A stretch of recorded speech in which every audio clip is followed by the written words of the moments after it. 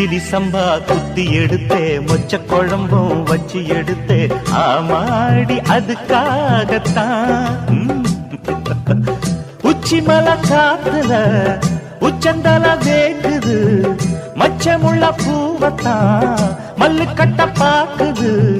பக்கம் வந்து போரசி பார்க்கவா பந்தி வச்சு பசிய தீக்கவா